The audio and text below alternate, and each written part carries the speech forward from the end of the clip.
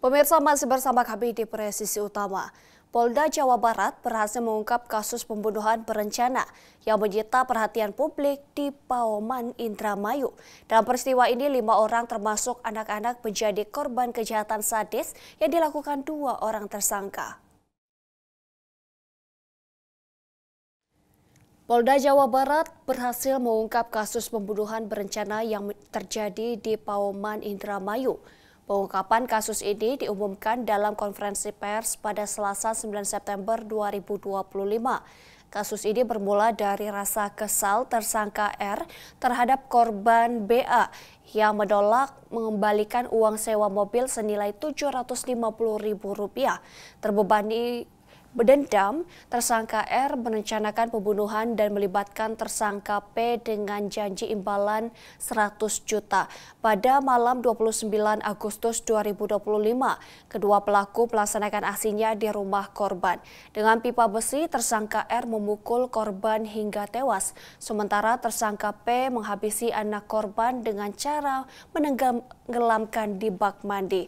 Total 5 orang yang menjadi korban dalam tragedi ini. Setelah melakukan aksi keji, pelaku melarikan uang tunai, kendaraan, telepon genggam, serta perhiasan emas milik korban. Polisi yang melakukan olah TKP akhirnya menemukan 5 jasad korban terkubur di belakang rumah.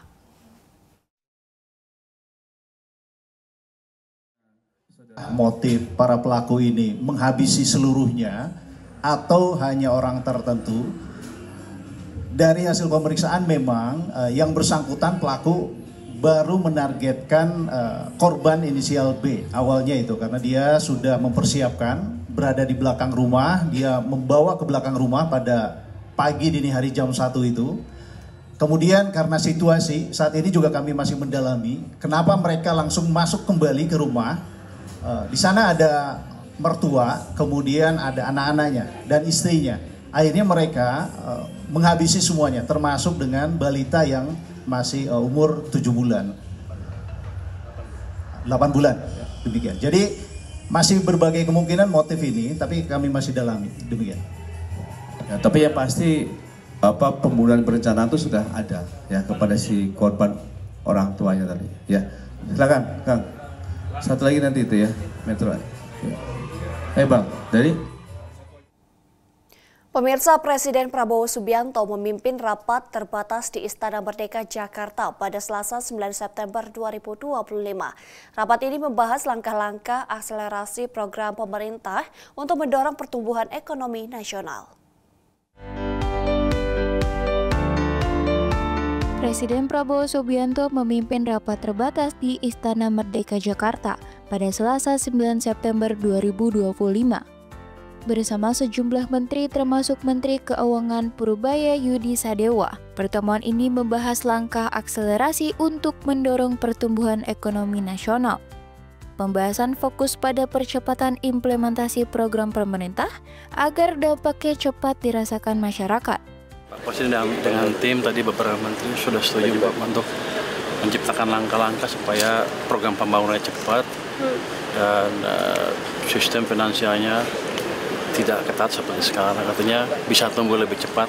Kalau ekonomi tumbuh cepat, baru bisa inflasi. Kalau pertumbuhannya di atas laju pertumbuhan ekonomi potensial. Jadi nggak otomatis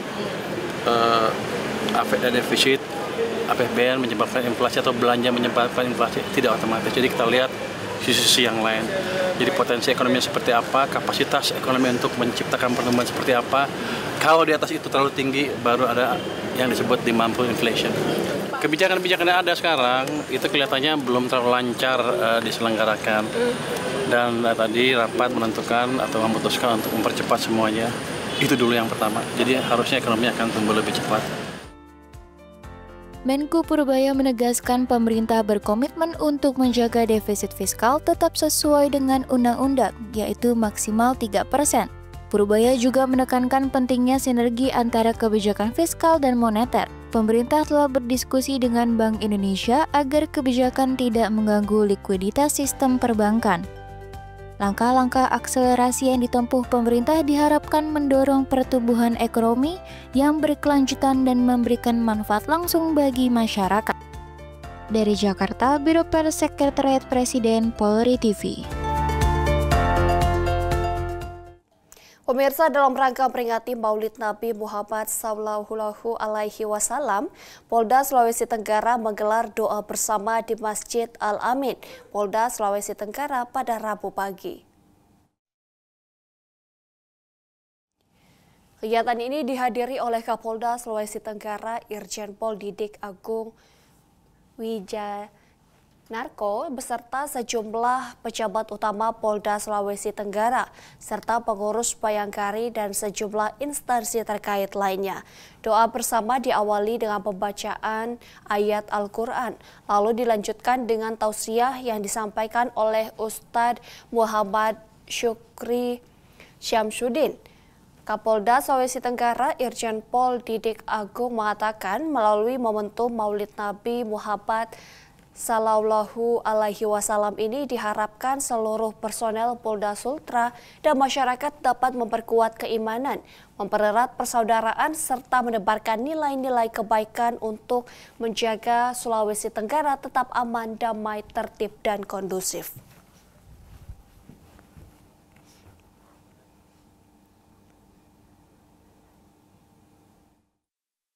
Kami akan segera kembali usai jeda berikut ini.